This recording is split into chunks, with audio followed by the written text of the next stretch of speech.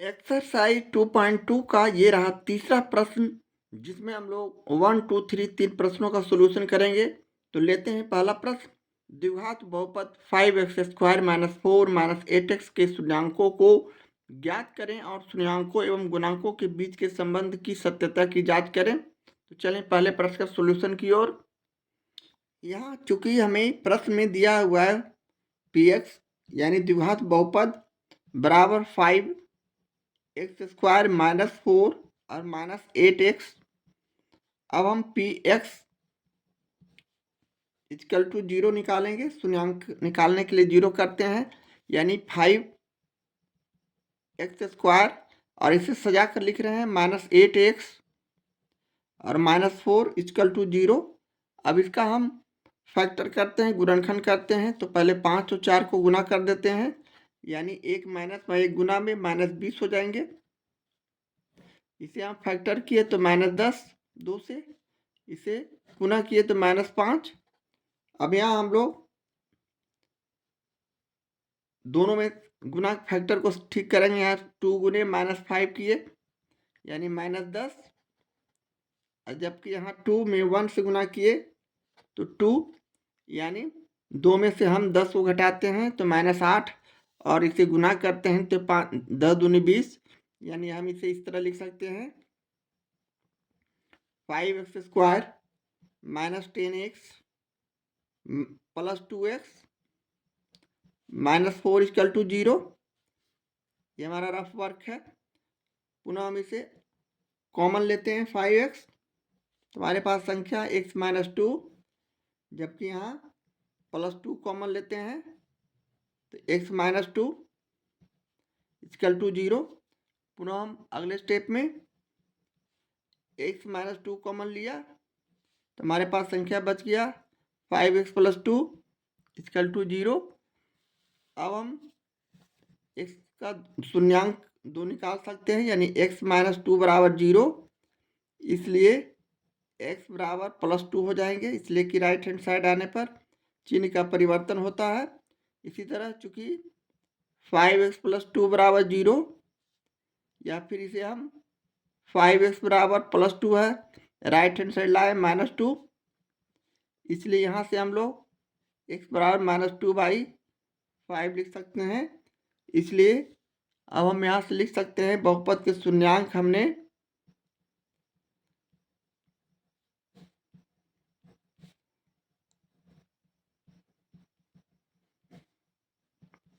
2 और -2 हमारे शून्यांक हो जाएंगे।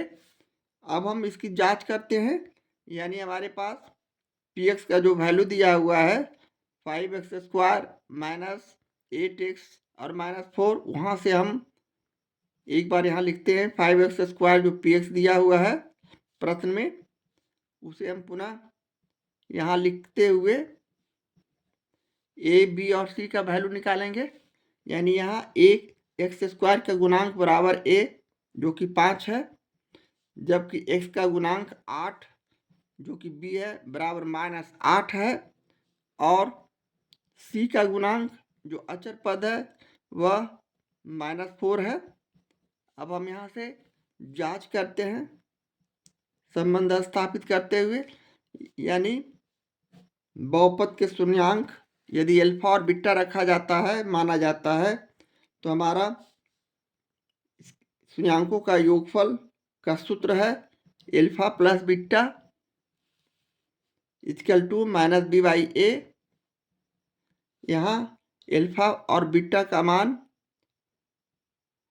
हम रखते हैं जो कि 2 और -2/5 है। तो यहाँ हमने 2 और प्लस है तो -2/5, यहाँ समझने के लिए हम प्लस दिए और ब्रैकेट में हम माइनस रखे बीटा का मान। यहाँ अल्फा का मान 2 और बीटा का मान जो शून्यांक हमने 2 लाया है उसी को हमने यहाँ लिखा। अब यहाँ से -b यहाँ -8 रखते हैं तो -8 और बटे a का मान 5। इसे हम आगे सोल्व करते हैं तो ये -2/5 हो जाएंगे, जबकि ये माइनस है ब्रैकेट के बाहर, अंदर का चिन्ह चेंज करते हुए प्लस करते हुए 8/5 लिख देंगे। इसे आगे हल करते हैं कि हमारा एलसीएम यहाँ कुछ नहीं तो 1 समझते हुए 1 और 5 का एलसीएम 5 हो गया। 1 से 5 पे भाग किए, जिस तरह भिन्न का जोड़ या घटाव करते हैं, ये हो गया 10। 1 से 5 में भाग किए 5, 5 को 2 से गुना किए 10। इसी तरह 5 को 5 में भाग किए तो 1, 1 को 2 से गुना किए तो 2, माइनस है तो माइनस का चिन्ह, बराबर 8/5। यानी इसे हम फाइनली इस तरह लिख सकते हैं, 10 में से 2 गया 8/5 बराबर 8/5। इस तरह हमारा left hand side equal to right hand side, जो कि साबित करता है कि हमारा alpha plus beta minus b/a सही है। इसी तरह हम अगले स्टेप में शून्यांकों के गुणनफल के लिए जांच करते हैं, यानी अल्फा इंटू बीटा बराबर c/a होता है। ये हमारे पास सूत्र है, फॉर्मूला है। अब अल्फा का मान यहाँ उसी तरह 2 रखे, बीटा का मान -2/5 रखे, बराबर c का मान यहाँ -4 है और a का मान उसी तरह हमारे पास 5 है।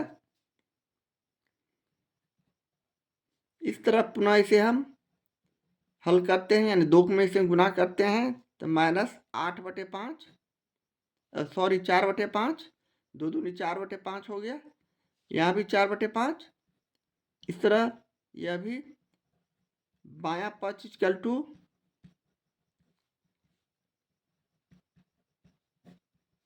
दायां पक्ष हमारे पास आ चुके हैं।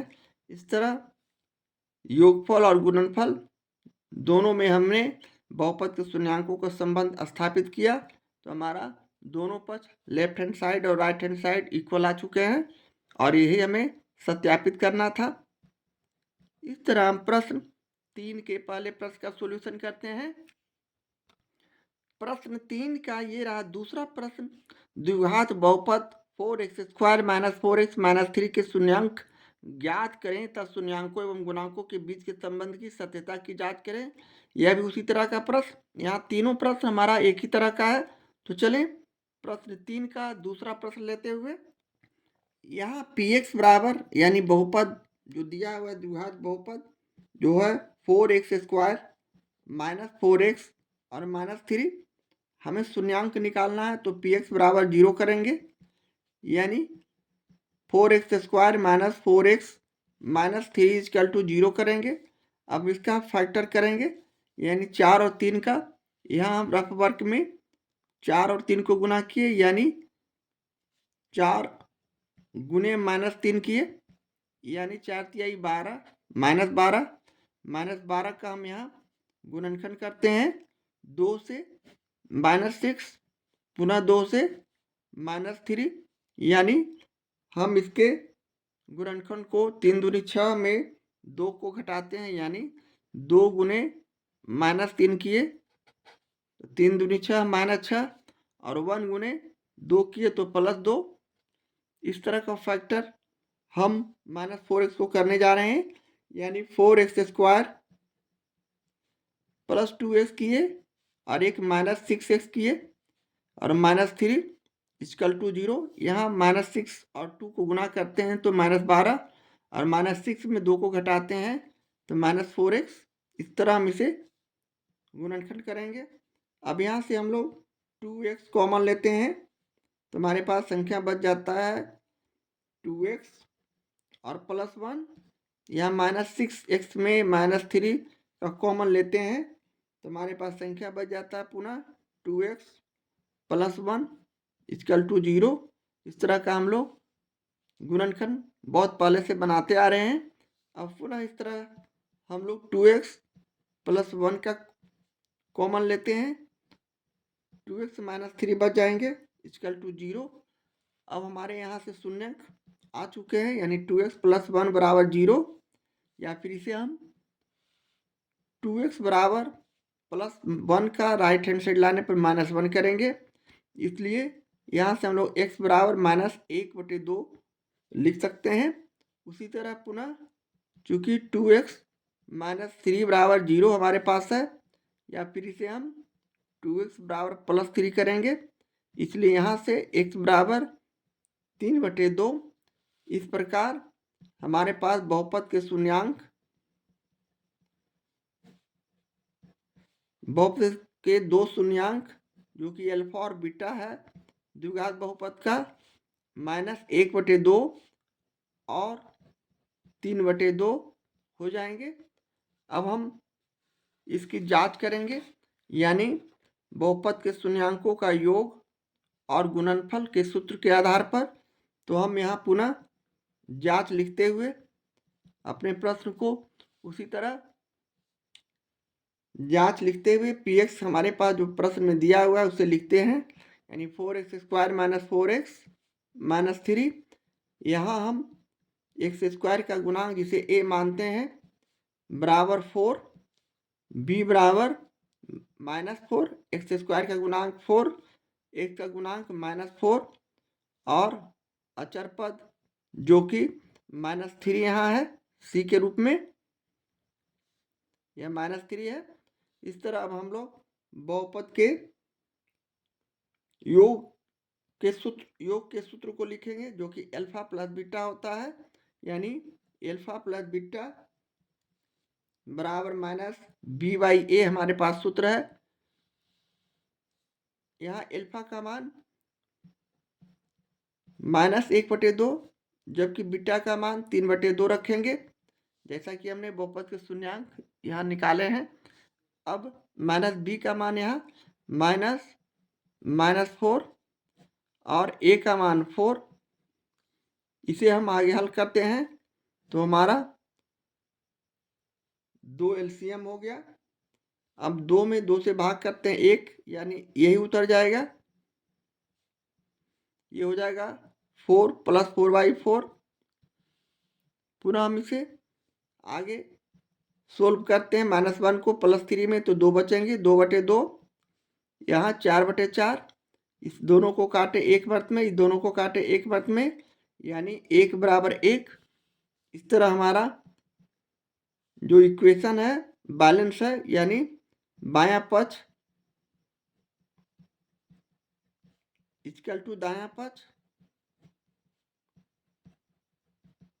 इसी तरह अल्फा इंटू बीटा हम याद करेंगे, यानी शून्यांकों का गुणनफल का सूत्र हमारे पास है c/a।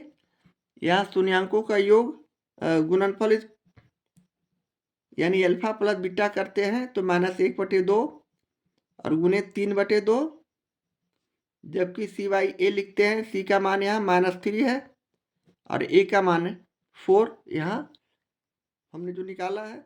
अब इसे हम हल करते हैं तो ये हो गया गुना करने पर -3/4, जबकि लेफ्ट हैंड साइड -3/4 आने के बाद राइट हैंड साइड पहले से -3/4 है।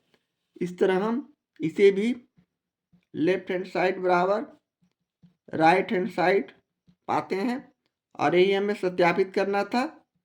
इस तरह हम प्रश्न 3 के दूसरे प्रश्न का सत्यापन या सॉल्यूशन करते हैं।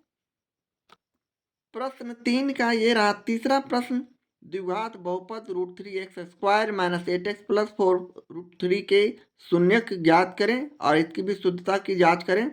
तो चलें इसे भी हम उसी तरह अपना सॉल्यूशन को आगे बढ़ाते हैं। यहाँ द्विघात बहुपद px के रूप में हमें इस प्रकार है √3x² - 8x और +4√3।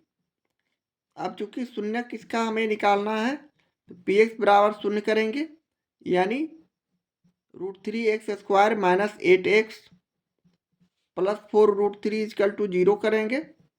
अब हम अपने रफ वर्क में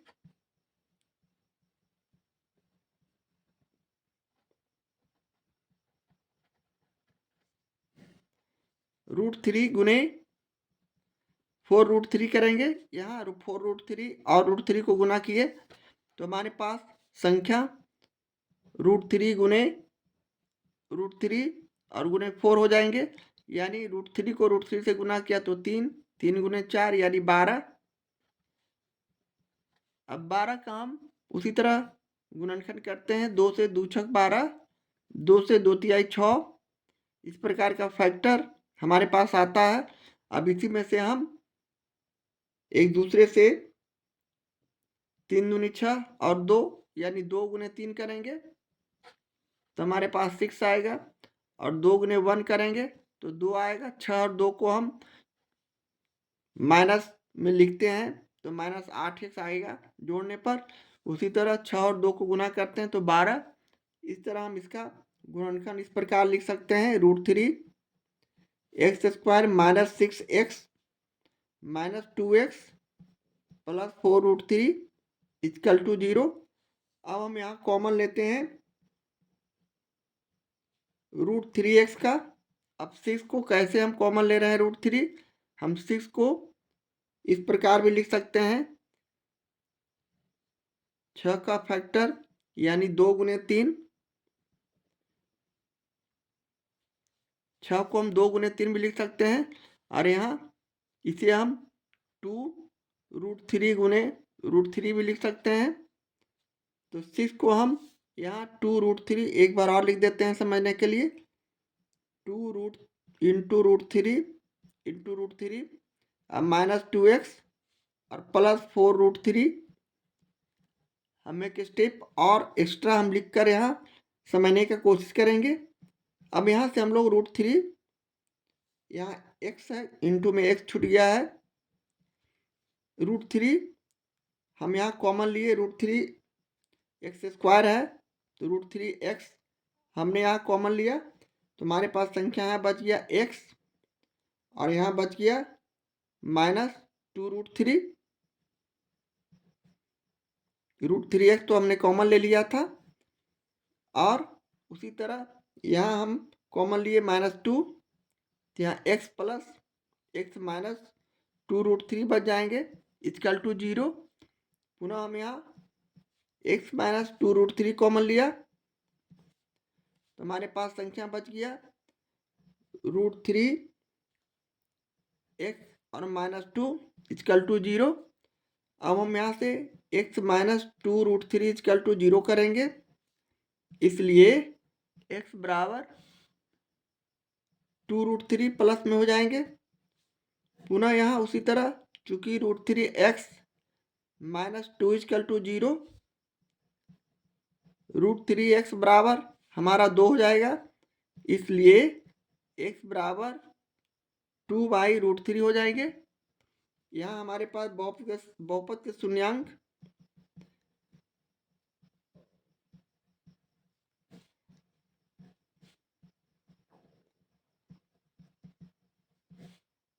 जो 2 शून्यांक आए वह 2√3 और 2/√3 है, जो कि अल्फा और बीटा है।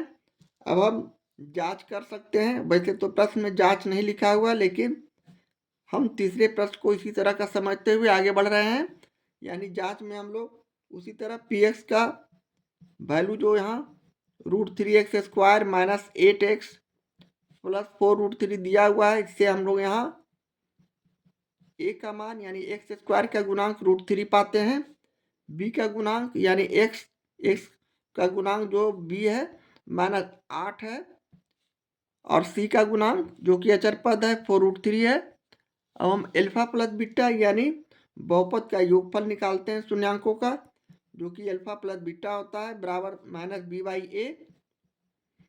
यहाँ अल्फा का मान रखते हैं √2√3 प्लस 2/√3, जबकि बी और सी का मान हम यहाँ रखते हैं -8/√3।